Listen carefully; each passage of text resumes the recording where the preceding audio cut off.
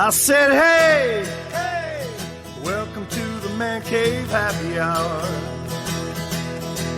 I said, hey, welcome to the Man Cave Happy Hour. We're gonna drink a fine whiskey and smoke a really fine cigar. Oh, it is time for happy hour. It is the Man Cave Happy Hour. Whiskey, cigar, spirits, and stories that go along with it. I'm Jamie Flanagan. I'm August Kitschlag. And playing the role of Matt Fox today. Can he play the role? I don't know. It's quite. I don't know. Is it a role? Is it to fill the shoes of Matt Fox? Well, we brought in another legend, Craig Fahle. Craig, welcome to the Man Cave. Excited to be here. Sunday, it's beautiful. I don't know if we have dates that we can talk about on this show or not, but you know. It's the Lions Hangover Day. Yeah, absolutely. And I have to sit here and push my voice amongst you two professionals. You guys have combined like decades of radio, and I'm just a guy who drinks a lot and has a lot of friends. So I got to make my voice sound like art. But you know what's important in life, clearly. The friends part is more important than the radio experience, I promise. So, we want to bring you out. We've been meaning to have you on the show, and we're like, hey, Matt Sunday will be a great day. I'm going up north. I'm like, let me call Craig. We run into each other 3-4 times a year. Yep, something like that. Every time we run into each other, we're like, hey, let's do the podcast about whiskey. You and I sit there and drink Jack Daniels together and talk about whiskey. On occasion, we have done that. We've done that. Yes, so, if it was time, we'd bring him on the podcast and compare your guys' pipes, you know? It didn't take me long to say yes. No, it didn't. I think you texted me. I'm like, as a guest? Sure. Yeah. So I was excited to do it. So the elephant in the room, the room that we're in is Whiskey Taco Foxtrot. And we're going to be doing Canadian whiskey because the elephant in the room is like we're all dressed like lumberjacks. And I'm not even sure what Canadian swinger you are. Just so you want to go outside and have a dart. You know, it's we're doing one of our, we're coming to you live from downtown Clawson, beautiful downtown Clawson. Yes. Where I was once an official here. Yes. And I got to meet some of the great business owners. And one of the ones that I met that I kept the relationship with was Charles Samson here, him and his dad. Yeah. And they opened this place up here. And it's just a gem. It's such a great joint all around. It's whiskey taco joint. Whiskey taco joint. What else do you want besides margaritas? And we have great margaritas. Yeah, great margaritas. Tell us how this came about. So I was working for a company called No. We got back up. I forgot. Charlie, tell me about your childhood. Yeah, we forgot that part. Tell me about your childhood. My childhood. Yeah. I had a good childhood. Yeah. Good parents. Grew up right here in Clawson. Yeah. Okay. So, just actually a stone's throw away from here. So kind of grew up in Clawson, typical kid, riding bikes, did art, whole bunch of fun stuff like that, and kind of always wanted to do something cool in Clawson as I got older and older, and it ended up coming to fruition. And that's where I'm at now. All right. My whole life was just wanting a taco and whiskey joint. Even at the age of 7, I had this voice at the age of 7. They said I had a face for radio, but So that leads us to where you were just a second ago. Yeah. I'm sorry, I had to do that. I just had to dive in and do that. Sorry, August. So telling us about the conception of this. Yeah. So I was working on the road a lot. My dad and he always knew I wanted to have a bar, always wanted a restaurant. I'd kind of just been in the food industry, which I kind of fell into because I just studied all the different things, but never food, and then found it here. So we had an opportunity, so we opened up the spot. We opened up on March 8th of 2020, and then about 8 days later, we had to shut down and go to 50% capacity. We ran through that, did a lot of marketing in the neighborhood, tried to be very community root focused, and it really had great success. Just kind of being here, present in the community. Obviously, big events were one of our big saving graces, and kind of how this Whiskey Society started was around December, kind of through that time frame. We were like, we need to get a good influx of some money. Like, let's get some people interested in whiskey. How do we get them in here? We started a Whiskey Society. We had a line at the door the day we announced it. Nice. They came in. We got them signed up. We partnered up with Detroit City Distillery in that first round and got bottles of whiskey for our club members. And it's a beautiful rye whiskey, which Mike and the boys do good work down there. They do. They really do. So. Yeah. So that's the thing. It's a very whiskey focused, but the food is yummy as well. So the recipes for the food, do you have a master chef back there? Who's coming up with these ideas? So it started with my one of my chefs that I worked with at my other company. We kind of came on and we took some recipes that were core here. Obviously, we didn't want to alienate customers that were coming to the spot before when we took this over, but we wanted to be very taco focused. So we kind of started looking at it and it was like, okay, well, let's have fun with these traditional recipes, but adding a modern twist to them. He went on to do other things. He's up in the UP, I think, doing some stuff up there. Okay. And now the chef that I have in place, him and I work together on making a lot of the recipes and going You that guys whole rotate route. your taco menu pretty regularly, Yeah. which is kind of cool. Yeah, we do a monthly taco. We now actually just introduced wings, so you'll start seeing a monthly wing as well as a monthly taco, just to try to kind of promote a little bit different food and whatnot. You know, it's always competitive industry. So, Tell me more about this Whiskey Society. How does one become a member? What does it entail? So it is a yearly fee, $180. We do a whiskey tasting a month. They are super elaborate sometimes, and sometimes they're a little more chill and fun, but Jen, who is our heart of the Whiskey Society, has helped us with pretty much all of them kind of since about 2 years ago almost. Yeah. What's today? Today is the ABCs of Canadian whiskey. That was Jen's title. She's very good at our side of that. So, but yeah, everyone's in their Canadian tuxedos. Your denim on denim. My finest. I think I got this from my father. Probably. I was hoping the old man would pop in here. He probably will. I think he'll show his face. Yeah.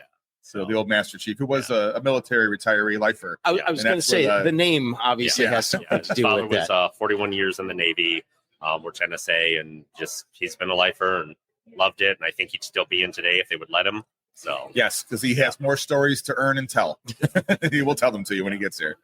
So sorry, what do we have in front of us here? Well, I'm not done yet. Oh, We're talking about Canadian. We're talking about Canadian whiskey, right? Yeah. But so Charlie, when you're picking things to bring into the bar, how many different whiskeys do you have up on the shelf? Oh. Would you say I think ballpark? Right now we are about 86 different whiskeys that we have all together. All right. And then rotates through. We try to bring other ones in. Jen's always bringing us new stuff. Well, that's what I was going to turn the mic and point margarita real bad back then, didn't they? at Jen. So Jen, when you have a restaurant like this and they have a unique menu, what's something? How do you help them curate their spirits? So as a sorry, this is Jen Cherry. Hey, by the way. Jen. Yeah, Jen. Tell us about your childhood, Jen. Before I screw it up I again. started off as a young We usually lady in pick on one Texas. Oh, wow. My twang Texas girl. comes out when I'm a little bit tipsy or All tired. right. We're looking forward to that today. And I'm a little tired today because of last night. Yeah. But you know what? I'm a spirits educator and kind of landed in this role as a liquor leprechaun, if you will. Meeting Charlie and what he's done here in Clausen really allows me to flex what I love the most, and it's storytelling.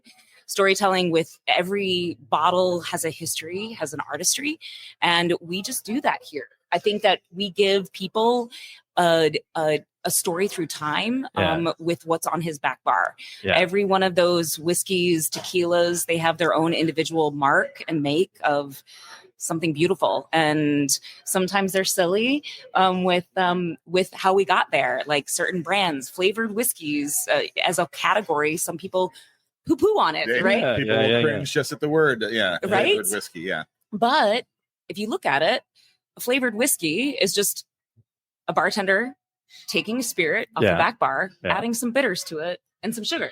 Yeah. We can't fault someone for saying, hey, let's bottle this up and make some money off of it. Right. So but here, when we get to the vast different styles of what he has behind his bar, really giving Clausen just a unique place to go, not only with amazing food, but also with a unique experience. And then the Whiskey Society on that gives people to do something on Sundays. Yeah. And I'm just happy to be a part of it because I get to talk of those stories that make you appreciate what's in the bottle even better. And things are happening in this area of Clausen. Like things are opening up every day. I like, oh wow, look what's there now. As soon as I got out of the car, I looked over and saw how many people were in the window at the eating brunch over there. I'm like, wow, they got a liquor license at the Korean chicken place now. Right. I mean, everything is kind of like happening down here. So I love that today is Canadian whiskey because it's like it's in Michigan and the Metro Detroit area. Anybody growing up through the 70s and 80s, your parents and grandparents' bars. That was it. That was the Canadian Crown. So, Greg, you hosted Detroit Today for a long time. So, what's your experience with Canadian whiskeys as a Detroiter? It was one of those things. It was just part of the lore of the city because of all the stories about rum runners and everything else that was going on back then.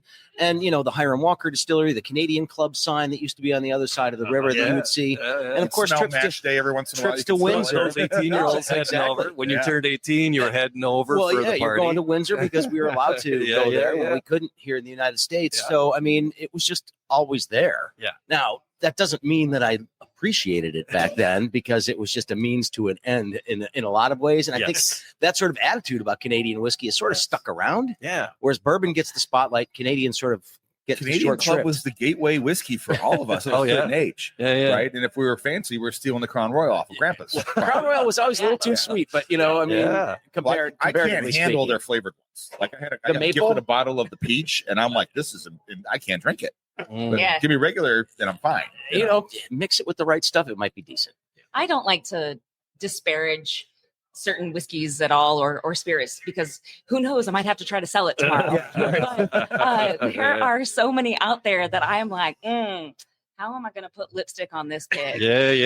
Black velvet. That was underneath my grandma's sink forever. The thing is that bourbon gets this beautiful elitism, right? No. But because we kind of look at Canadian whiskey as like the wild, wild west, the rules are not as elite. They can kind of they don't really have mash bills. But when we start actually breaking down the artistry of what Canadian whiskey is, we can start to see some beauty in it and some true loveliness that we can enjoy as whiskey drinkers. In fact, today's Whiskey Society is actually roses are red, glue is pasty, Canadian whiskey is actually tasty. So we're all going to get a little wiser today about Canadian whiskey. Cease and desist. All right. A little foreshadowing there. I will not do that. So we're going to walk through. We do have some things before us here, right? Yes. Who's going to walk us through this? Charlie, Jen, you're going to both of you guys? Exactly what the Whiskey Society is doing today, right? Yeah. So we're just doing it a little bit early. We are at the crack of dawn. That's right. We are going to ruin your drink Sunday. all day if you don't start early, right? Don't plan on doing anything this evening if you're going to do a whiskey club. It's that's fine. It's a good experience. I'm just going to watch football on the couch all day. So I mean, this prepares you for it. It is one part educational, 3 parts tasting, and 100% shenanigans. I love it. Hence denim on denim. We'll be doing a fashion show later with the guests. We have encouraged all the members of society to come in their best denim. There's Canadian a catwalk tuxedo. set up. I love this. I love you guys do it. You do it right here. You would be amazed at how many people do dress up for these as well. Yeah. Like you'd think a bunch of grown adults would not be dressing up this. I have a whole closet full of dressed up stuff at this point. I feel you, brother. I never thought that would be a thing. No, it's a thing. But I do like the idea of making this fun, though, and reducing some of the snobbery around whiskey because, frankly, it's impacting prices, and that's a problem. Yeah, that's a big problem. That's a whole other all those allocated things. All right, so this is the Weiser lineup. Is this? So this is actually this is Weiser's and Lot 40. Yeah, she's good. Okay, she's good. Okay. If you guys as you're talking, pull it towards yourself a little bit more. Microphone but that's cool. work. Yeah, it's cool. Yes. So on the run. Yeah. So the Hiram Walker Distillery, just as you guys said, right across in Windsor, one of the largest distilleries in North America, and a huge part of our history here in Michigan. Mm-hmm. They make so many different things that NDA allows us not to talk about. Fair play. But so today we have 3 of the age statements from Weiser's, and then we're going to finish with a 100% rye because that's a huge misconception of Canadian whiskey. Everybody thinks it's all rye. Yeah, exactly. And it's not. It's not. It's mostly that beautiful soft corn that is grown just north of our border. So we start first with the flagship of JP Weiser's, which is the 10-year. And that's been bouncing around for like the last 2 years with the Red Wing emblem on it here in the Metro Detroit area. That's been fun. Yeah. So originally, right, the Red Wings, they they had their training facility while their facility here in Detroit was being built was over there. Oh, fair so play. it's a really nice homage to the city of Detroit. We're going to get a little bit more Weiser. Yeah. So, Yes. As you guys are Sniffing away. I see you putting your nose right in there. I end up sniffing my microphone too. I'm like, I do that all the time, so I don't know why. Anyway, so as we're sniffing away, So I want you to lift up the back of your palate and your mouth. And that's going to really, our nose really lets us feel what's going on with the whiskey itself. And what you smell and what you taste are going to be a little bit different, right? So this beautiful soft corn notes there's only a little bit of rye in here. And as Canadians, the way that they build their whiskey programs, they don't really talk about mash bills because No, that's not something you associate with Canadian whiskey at all. no, and because they don't have to. The artistry comes in with the blending. Well, they're all blends. Yeah. And I've never been afraid of a blend, whether it's even American. And if you're blending it, it means you have a this is how you want it to taste. And it tastes like that every time you buy the bottle. And that's kind of a good thing. Yeah. I prefer my good blended whiskey. So yeah, I like this. I mean, think about like your stock pot, right? If you throw everything in your pot and you're having a dinner party or Sunday supper, you're not gonna serve the soup to the family without tasting it and really trying to make sure, do you need a little more salt? Do you need a little bit of lemon or whatever? And that's why That was a delicious, easy sipper. Yeah. it's so good. Dr. Don Livermore is the master blender at JP Weiser's. Dr. Don. Dr. Don. Dr. Whiskey Doc. He is actually the first to have a PhD Get out. in whiskey. Oh, Get out. That's Game on. What's the I went to board he college sits for in the front wrong of? stuff. Does it actually I'm Jack telling Daniels you. ghost, Jim Beam's ghost? Got paid for that. That's what he Things I did. does his dissertation to be a doctor of whiskey. You know, I mean, he studies so much the cellulose structure of wood that he's literally, you just pulled it up. He's created a flavor wheel that you can break down the chemical compounds that are released in the distillation good luck process. reading that, but yeah. Well, at the facility at Weiser's, they have it on an entire wall. So Right, it's right. really Probably, easy. yeah. And also, let's get you guys to the distillery in. and I'm do a Are you threatening us with a good time? John? absolutely. Okay. It would, Jen always does this. Okay. here is my carrot, and I'm dangling it in front of your Yes. face. We're And coming. we'll bite. We're coming. We'll bite. So Okay. the 10-year is such an easy sipper, right? And it's also affordable. You don't normally see a 10-year whiskey out there that you're not like, how much is that going to hurt my wallet? And I think that Canadian whiskeys do get that bad rap, right? Because they are kind of cheap, right? Yeah. And Yeah. that's because the history of Canadian whiskey dates back to the Civil War, when it was really expensive to make stuff with the taxation, with the different armies, and the whiskey barons of Canada were literally like, here's our in. We can use railways that were new and just really get stuff out to the public that's not taxed, right?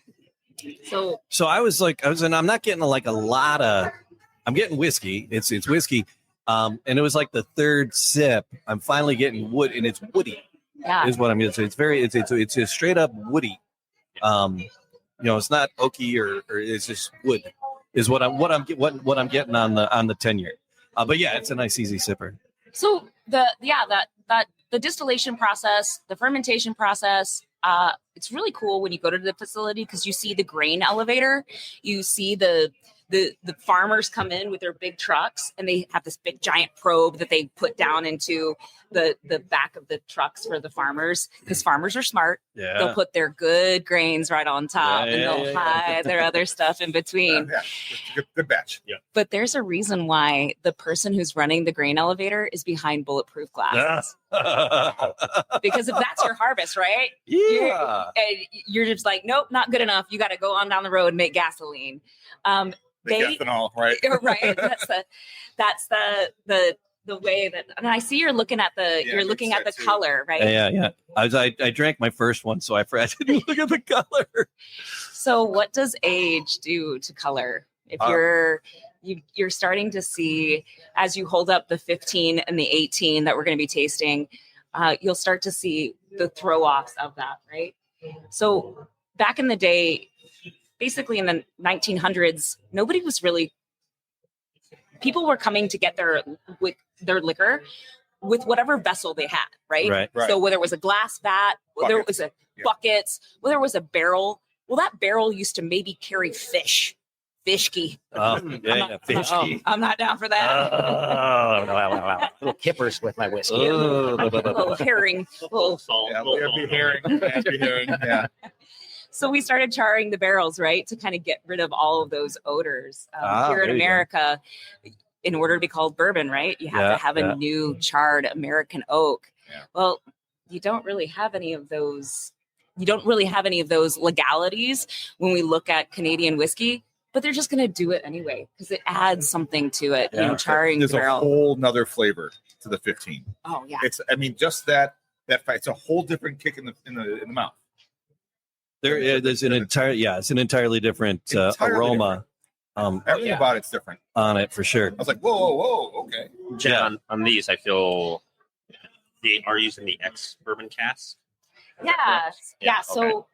So all of what Dr. Don does is he'll use French oak, Hungarian oak, new American oak, charred American oak, and it's really his artistry as a master blender on what he's going to do. But then also, you're throwing it in a barrel with angel share and rickhouses. What's it going to taste like in 15 years? Right. That's why that grain elevator is so important, because if there is a fungal in there, we're going to show up 18, 20. They actually just released a 42-year-old. Ooh, Jeebus. Oh, yeah. We don't have that one today. No. Is she single? one day. Who knows? Oh, Sorry, I'm referring to my notes here because I please. represent over like 450 brands. I get it. I get it. I'll tell you what. The first one went down way too quick considering how much I had last night yeah. while watching the Lions game. So I purposely stayed away from whiskey. yeah, I did not stay away at all. So it went down way too quick. Yeah. Oh, I'm starting to become myself again. Oh, I'm starting to feel normal, you know. So yeah, that second one, that 15 was great. Yeah. See, it's interesting. I like the nose of the first one better, but the taste of the second one. This 15. So the nose is way more complex. What is the price point difference when we're looking at From the 10 to the 15, 15 and then 18? Not much. Really? Okay. I mean, are we looking at under $40 a bottle here? Yeah. That's why That's what I think the average whiskey drinker wants to hear. it's wicked rad, eh? Like, Yeah, okay. That's why tasting these, just like, Canadian whiskey is actually tasty. And gone are the years of just the rock at the bottom shelf of the grocery store. Really. Yeah, I mean, I got a fun. I didn't know that there was anything other than Canadian Club. Yeah. Until seven I got Coke. lost in the Olympia room at age 23 underneath Joe Louis Arena, and it was the Canadian Club Olympia room, and I saw 10-year, 25-year, and all these other higher end Canadian clubs on the shelf. I'm like, what? That exists? Yeah. I never saw that at the party store on the corner growing up, you know. And you learn that they had aged Canadian whiskeys. It wasn't just the one bottle of straight, you know, just bottle of Weisers or a bottle of Canadian Club, a bottle of Crown Royal. It was literally the Olympia room underneath Joe Louis that I discovered that there was aged whiskey. One of the things I found super interesting kind of researching in this Canadian whiskey is the way they operate their rick houses compared to Kentucky, where Kentucky you have a lot of open air, people are in and out, they do tours. Canadian, they basically warehouse it and lock it up just with the colder temperature. So you tend to get this, you know, it's cooking inside there in the summer. And they were talking to the point where they were like, you can't bring a lighter into it because there's so much alcohol in the air. And it's when you think about that concept of like, you're basically roasting in these Canadian warehouses as opposed to Kentucky warehouses. It's really an interesting way to kind of think about it, but really got me more into like, oh, I'm going to try more of these and get more of them in. And that lot 40, this is we'll get to by that in a far minute. one of my favorites. That's one that I have ordered off the shelf in bars before, and I saw it. Yeah, for sure. So the third one, I know you guys are still enjoying your 15-year-old. That sounds horrible to say. You said it, I did. I know. Whiskey. 15-year-old I'm a whiskey. public official, Jen. Come on. I teach high school. This is Yeah. Oh my gosh, my cheeks are as red as my earrings. and I'm usually the one doing the awful, inappropriate I'm jokes. making You a know, joke. Sorry. just Sorry to like ask if your 42-year-old bottle of Welcome booze to was the single. party, Jim. Oh, I was having a hard time making fun of their last name's Cherry. I was like, don't do it. Yeah, Don't you do just it. did it. Don't You do know, it. you held off for Turn a his while. mic off. I did. It's okay. And I'm a redhead. It's all right. I was proud of you for about a half hour there. There are no jokes that I did not hear at 14 years of age, answering the phone calls. So yeah. we're good. We're fine. But we're moving into the 18. okay. Let's move on to the booze. Let's get them legal here. All right, the 18. Illegal. Still dangerous. So is the mash bill the same from the 10 to the 15 to the 18? So that's the thing is we don't really We don't talk talk about about it, mash yeah. bills. Oh, it's like Fight Club. Yes, Yeah. We don't. It's the Don't. first rule of mash bills. You don't talk about mash bills. because what's going into the fermentation tank Sure. is different. Okay. Just like there is no 51% corn, 51% rye to be called this, that, or whatever. That's where the doc comes in and the Dr. blending John, and the master blender. is he the blender too? Yes, he Okay. is the master blender. Okay. And Hiram Walker, I'm just going to say this, is really, really lucky to have him. Yeah. When he speaks, he really changed the way whiskey tastings are. Uh-huh. He has this element of storytelling. And that's what it is. You have to understand the history of where things come from to where you can go in the future. And he's got the books that he's written are so engaging because he layers those elements. And I think that he does that too really delicately in his whiskey. Like I said, with the grain elevator, they're having to see what might be a potential problem 40 years down the line. Right. He's also building the foundation for success for the next generation of whiskey drinkers and master blenders out there. So when we get to the 18, let me grab my notes. All right. Yeah. The notes on the 18. I have a The feeling nose. we're going to see Miss Cherry again on the Man Cave Happy Oh, Hour with another tasting like this in I hope studio. so.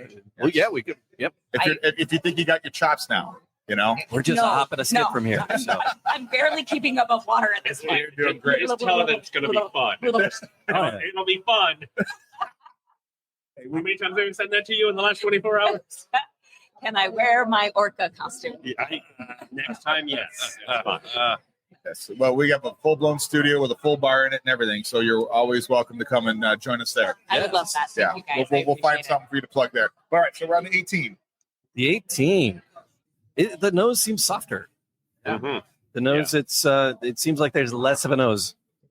And then the flavor. So who is JP Weiser? So, JP Weiser, oh my gosh, he is a pioneer of the cattle industry. He was born in Trenton, New York, and he moved to Canada to help with his uncle's distillery Okay. because didn't want to be involved in this little thing called the American Civil War. Oh, yeah, the fair play. So it was just really, really cool the way he sought after becoming part of his grandpa's distillery, or I'm sorry, his uncle's distillery. Yeah. He actually just wanted really good high protein grain for his cattle. Oh.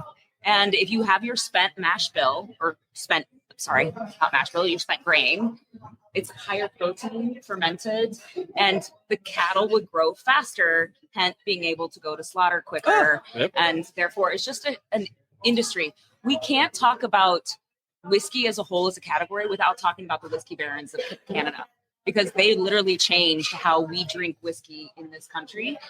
Good Morts, Hiram Walker, JP Weiser, Corby, these are all big master guys. We might even be talking about Molson. Remember the beer guy? Sure.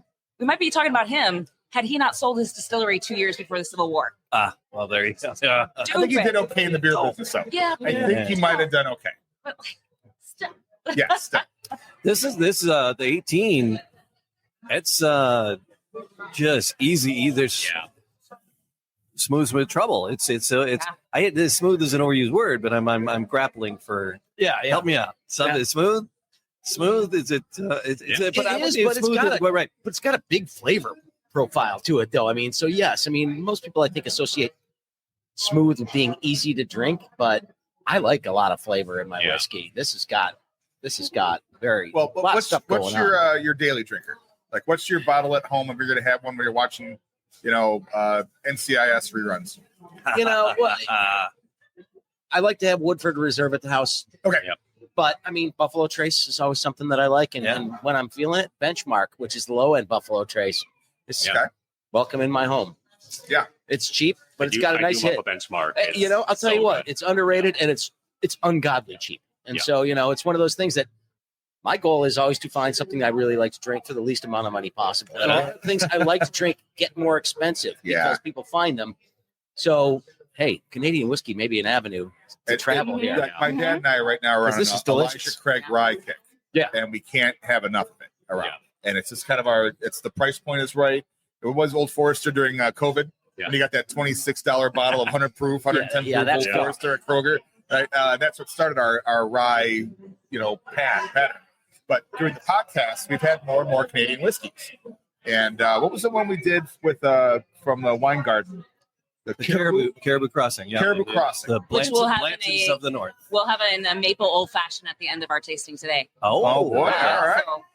So, the Whiskey Society. I didn't even know that. I let you right into it, didn't I? I don't represent that brand, but you did name one that I do, Elijah Craig. So thank you. I'll take yin and yang. We like the Elijah Craig. Yeah. That's when that spiced old fashioned syrup that you get with it too. If you have it laying around, let me know. Yeah, sure.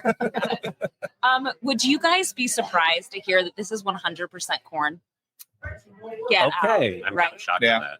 Kick a chair. Yeah. So good. 18 years in Canadian. 100% corn. 100% double column distilled corn. Yep. That's where you get. They're using ex-Canadian whiskey casks here. Yeah. That offshoot. Are you guys apple pie fans? Mm-hmm. Do you like a slice of apple pie? Absolutely. Do I have taste buds and a heart? My American. But that's where you'll get those bright, like almost Granny Smith apple tones, but then you'll get those warm baking spices, cinnamon, and just really nice caramel. Like literally, I would pour this over vanilla ice cream. Don't get mad at that. That's a whole other podcast. We'll do that next. But perfect pairings, whiskey and ice cream. I've had bourbons that are corn heavy, or nearly, just heavy corn, and they're very corny. I never would have pegged this as a corny whiskey. What I liked about that 18 though, I mean, there's just the right amount of burn to this, right? I mean, you want to feel your whiskey just a little bit. That's just the right amount. I mean, it's not anything that's overbearing. It's not going to make you cough. It lingers on the tongue really well. Yeah. What's the proof on these? Are they? Oh, that's a great question because I held up the bottle with the camera and I didn't even look myself. We're going to the 80s. All right. That's where I like to stick. Those hundreds start getting you in trouble. They do.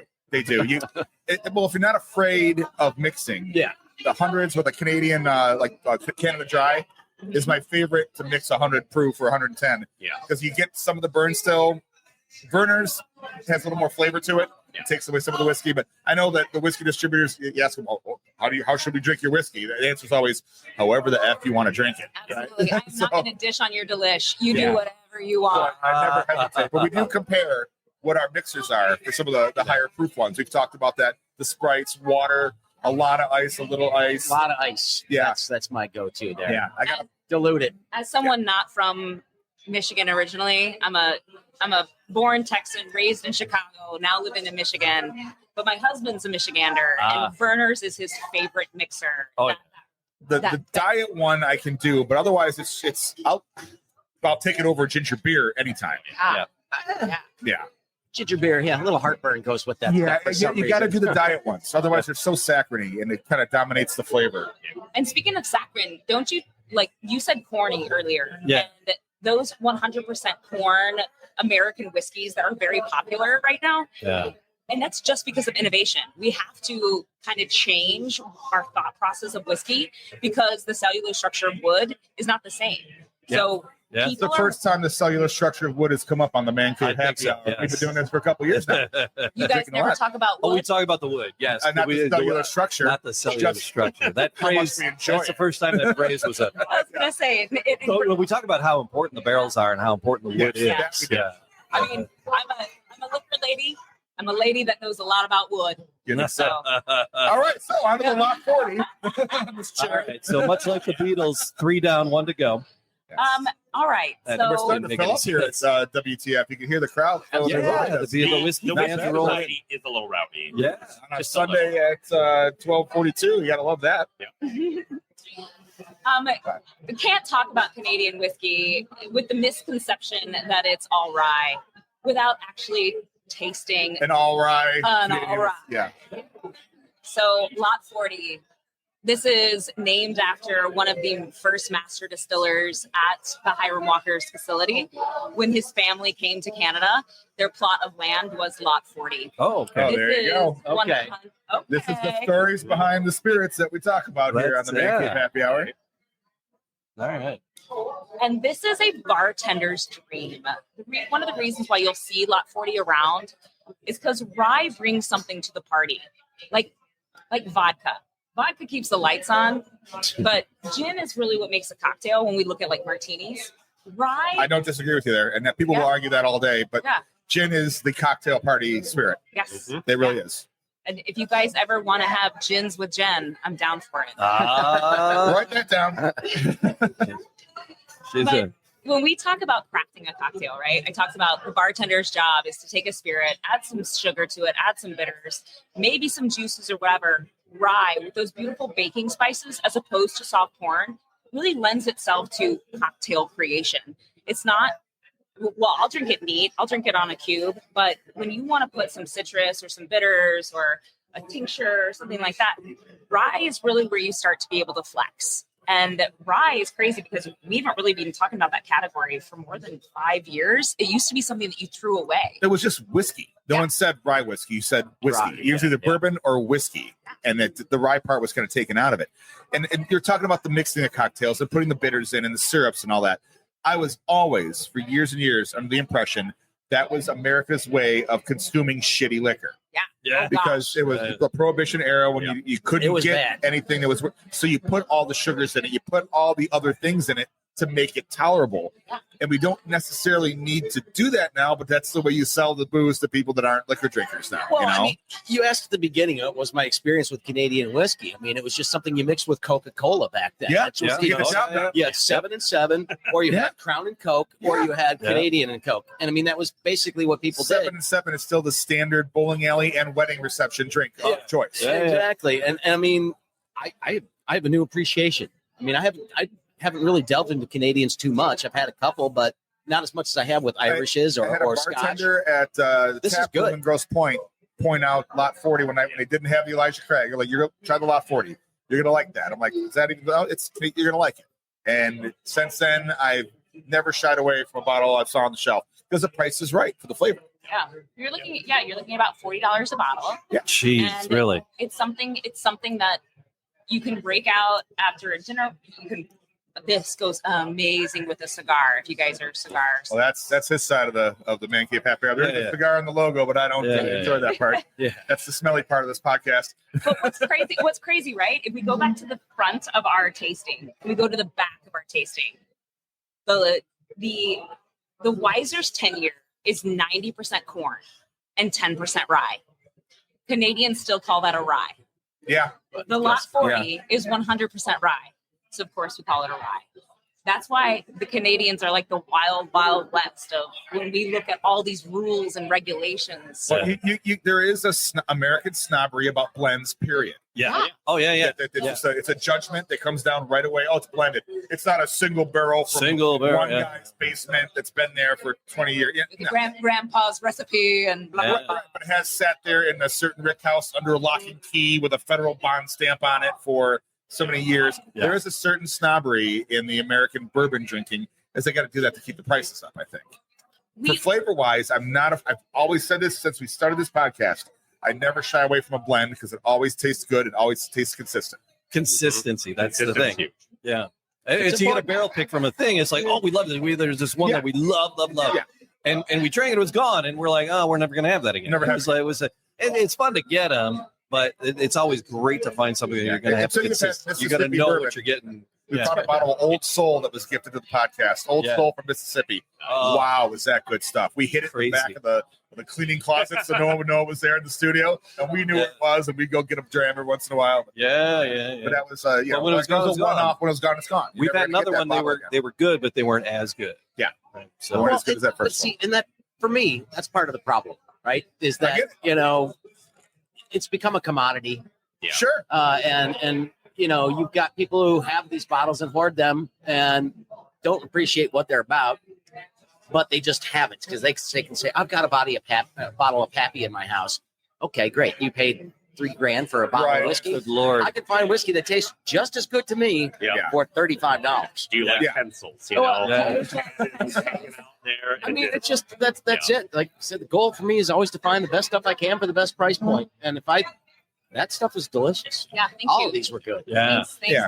And that's what my job is to bring these to my accounts. I represent Oakland County. I have about 300 different accounts. And some people listen, some people don't. But that's why I love Charlie and his team here because I learned to listen. it's, thank you. Such a valuable relationship lesson, isn't it? Right. That I told him. I mean, the girlfriend probably wants me to listen more, but it's fine. Yeah. So we got about 15 minutes, 12 minutes left, right? So I got a couple questions I need to ask before we get out of here. Okay. You get it. First of all, Charlie, what do you have coming up in the future for the Bourbon Society? Oh, Do you want me to speak yeah, to that? you're gonna have to speak to that one because Jen and Roger do most of the planning for these, and they get super creative. I'm getting back into the realm of it with them, so I kind of let them have fair reign what they want to do. So I'll let them speak to that. So February is going to be Valentine's Day. Oh. We learned our lesson last year. We did bottled and bond. Oh. In the dick. 100 proof. I used to like the McKennas. She's very wholesome.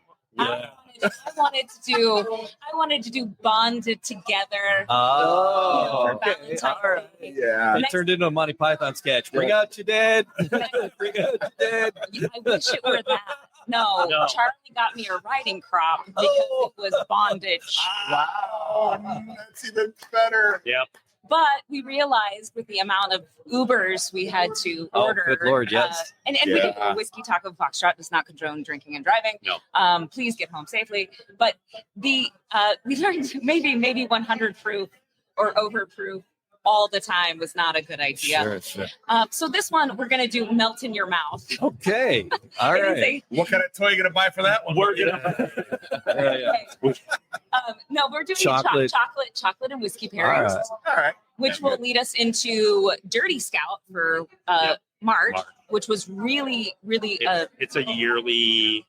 It's our most popular one, but it's a Girl Scout cookie pairing. Nice. with Nice. whiskey. I know about that. We did Girl Scout Woodford once, didn't we? Together. Yes, we did. Yeah, we did. Yeah. And this year, being March, St. Patrick's Day, we're actually going to highlight Irish whiskeys, and we're going to highlight higher end Irish whiskeys. So just like you guys tasting through these Canadian whiskeys, that there are some Irish whiskeys out there that are absolutely phenomenal. We did a blind taste test we had 6 bottles, but Catherine, my girlfriend, she only brought us 5, and we had to not only guess what they were, but then rank what we liked the most. Yep. And I feel like our palates were so torn up by all the bourbons we've been drinking that we were so mad at ourselves that Proper 12 was our winning whiskey. Oh, Yeah. Because it just has it has more flavor than Jameson or Bushmills. they have the biggest marketing budget too. Yeah. It is all about blind. It's all about This was marketing. blind. But and it we're was blind. I'm saying So it's like we we were- blindly picked it. it was a blind picked it, and we could only attest it to the fact that we were drinking so many flavorful, bold whiskeys. We had the a time. green spot in there, and we had a Jameson's Black Barrel, Bushmills Black Label, whatever that is, Bushmills Black Bush. So they were pretty fair, and then we had one cheap one, like some ginger, dirty 2 one. Ginger, 2 gingers or something. Yeah, 2 gingers was So, If I could throw out some when you guys are looking in March, look to it's a newer Natterjack. It's really cool. And then I go to Dead Rabbit is like one of my favorites. But we'll be featuring Never heard of it, but I'm in. I like the name. Dead Rabbit after one of the gangs of New York. Yeah. It's actually All right. a speakeasy in New York. It's one of the most iconic craft cocktail bars. Yeah. So, but the one we're going to be featuring in March is called JJ Quarry, which has one of the first master blenders, female master blenders in Ireland, and she is groundbreaking, and it's just really cool. But we're going to be doing an 80s party later in the year with all 80 proof. We're going to be doing a luau with some rum casking. I got to DJ the 80s before. Jimmy Flanagan is the guy for that. Absolutely. Absolutely. And So Craig, can people join? Can people join the? Can people join the Whiskey Tribe at any time? At any time. So Okay. we do a yearly fee of $180. You can come in for basically $25 and enjoy this experience. So it's a if you're- one-off. That's a if great you thing want to to do know. a one-off, Okay. And $25, and it is well worth your money. It's a show. It's a whiskey tasting. All this knowledge and Jen. It's amazing. But yeah, $180. You get the year. We do one every month. So it's a value that way as well. Wow, yeah. And again, it's community. We're always focused on let's be part of the community. Let's bring people in. Let's create connections. I feel like your It's dad huge. told me you gave out like $30,000 in gift cards in 1 year alone, something like that. Somewhere around there. Some really amazing We- number. Not so much gift cards, but just donations. Yeah, for like fundraisers all the and donations and fundraisers, things all like that. that. Yeah, And it's good. That's amazing. I grew up in this town. I know the connection. I want to see us do amazing things for the town, and that's really where we want to be. And well, we will let you guys go. We got to gear up we for gotta- our you show. gotta go. in a second. Pull yourself I together. have a costume change. Yeah. Yeah, I need All to go. Guys, thank you so much for having me on. Yep. I really appreciate it. So we'll do it again. Thank you guys. Cheers. Thank you. Cheers. Oh, cheers. and I made some banana bread with Lot 40. crap. Oh yeah. We'll do You that. guys want a little nibble? Sorry, I'll get you a piece. That's okay. I'll be all right. I'll get you a piece. So typically, we always do. Not only do we do the tasting, Oh my but we God, always do a cocktail. Sometimes a baked stuff. so good. God. And we always have some sort of like quiz or event to get the community involved. And I'm just so grateful to Charlie for allowing me to have a place to explore and I learn. Right? This encourages me to really flex my brain. But now I'm going to go flex my shenanigans. So Go. thank you guys Get for it. having me here. I'm going to. We'll do it. We'll All do it right. all again Thanks. very, very soon. Derek, what do you got going on these days? Well, I'm just your friendly neighborhood PR man. Doing a lot of work in the real estate arena these days in terms of getting properties ready to either have ground broken or Okay. ribbons cut, that sort of stuff, and handling a lot of media relations, sometimes crisis communications. Hopefully not Hopefully, I for my won't need you. client's sake, but yeah, well, but I do that kind of stuff. So Good. that's what I'm doing these days and enjoying a lot of it. And got my own podcast I'm ramping up at the firm these days. So it'll start probably in about February. I'll have my first episodes up there. Going to try to do something every couple of weeks. A lot of news, client stuff, but mostly sort of public affairs like I did back in the day.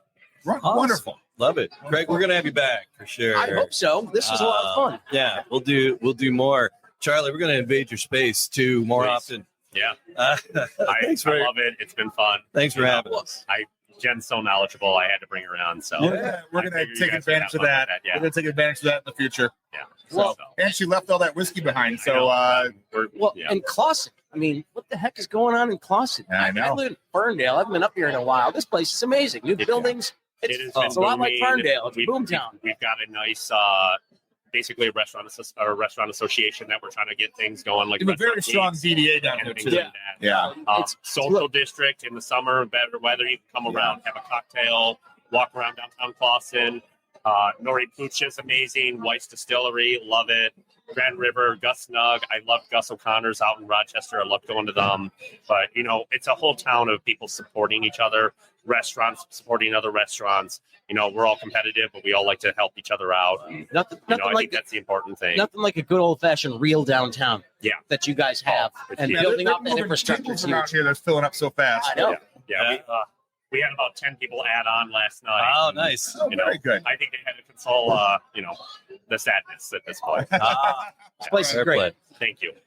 All right. So like, subscribe, leave a comment, right? Is that where we're at? That's where we're at. All right. And do all those podcast things in all the podcast places. That's Jamie Flanagan over That's there. August Kitchlak. And thank you, Craig, for joining us. The legendary My Craig pleasure. Fowler. Thank you. Thank you. Charlie, thanks for hospitality. I'm going to have some new food now. Yeah. Fantastic. All right. Thank you. We'll do it guys. again very, very soon. It's the Man Cave Happy Hour.